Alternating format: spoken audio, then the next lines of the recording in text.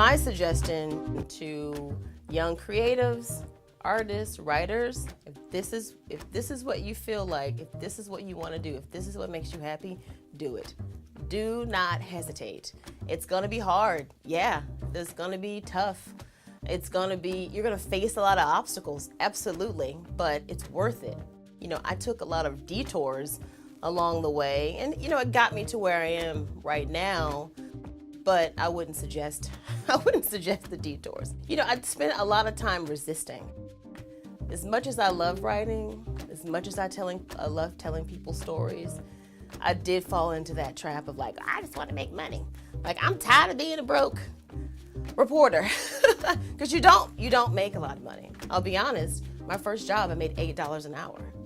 A second on-air job at WBTW, because it was based in Myrtle Beach, my family lives in North Myrtle Beach, I was able to live at home while I worked. So even though I was only making $23,000 a year, I was still able to support myself because I was able to live with my folks.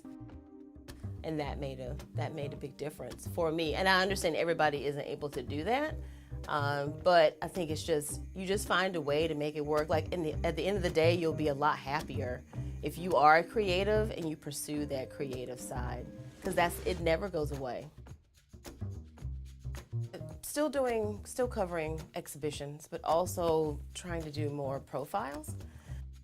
And that opens up the opportunity to interview artists. They have a gallery representative or things like that, those kind of gateways in the art world. And so that's been really nice. Most recently, I interviewed Aramis O'Hammer, who is fantastic. Loved talking to her. And it's someone I found, I got my hair braided probably in May for a trip for over the summer. I'm in getting my hair braided. She's got one of Aramis's pieces in her shop because they're friends. And I'm like, oh, I really like this. Who did that? And she tells me who it is. And so I started following her on Instagram, and I'm loving what I'm seeing. She's doing murals. She's doing great work. She's at like different pop-up shops and things of that nature and shows. And so I was able to finally talk to her, and it's been fantastic. So that's an example of a profile that I got a chance to do. My mother just recently told me a story in the last few months that I used to walk around with a notepad and pen and ask people questions, and I would write down what they said. Now, I remember the notepad and the pencil, but I don't remember, asking questions and writing things down. I don't remember that, and here I am today, still doing the same thing. My junior year in high school, we had an assignment where we had to go shadow a professional in whatever field you wanted to cover. So my mother suggested that I shadow Jean Ho, who was at the time a freelance reporter and photographer for the local paper, The Sun News. This is back in Myrtle Beach, South Carolina. And I said, hey, I'm a student. Can I follow you around for the day? And he said, sure. So we were in his car, and he went to like 4 assignments. So we interviewed different people, one being a pilot at this municipal airport. And so he took their photo and he asked them questions, and we went out to lunch, and I got home that day and I was like, this is amazing. This is so much fun. Like, this was like, okay, this is what I want to do. So from there, I decided that I would major in journalism in college.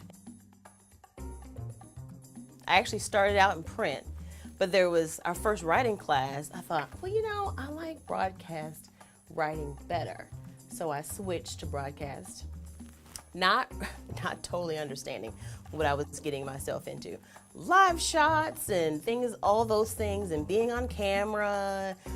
That I was aware of it, but not totally. For me, it was, I want to tell stories. I'm a storyteller.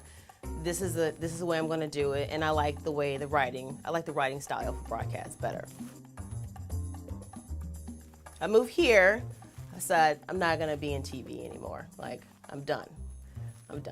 But then I start writing for a couple local magazines, and then I'm like, hey, you really do love this. You really, Lisa, this is what you find exciting. Like, this is what you really love to do. This is what, why you want to get up in the morning is to tell other people's stories. You love this.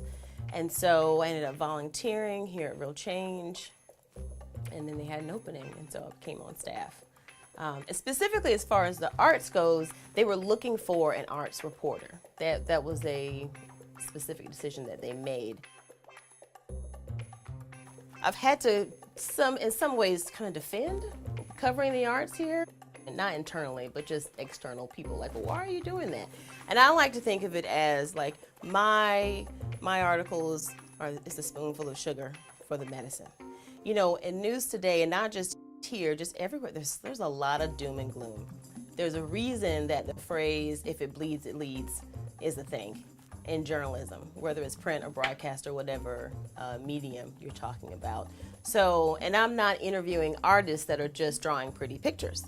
I'm interviewing artists who are also making a statement, people who are addressing, you know, economic and social justice, equity, identity issues, all different types of topics. And so it's another way to get you to think about serious issues, but in a beautiful way.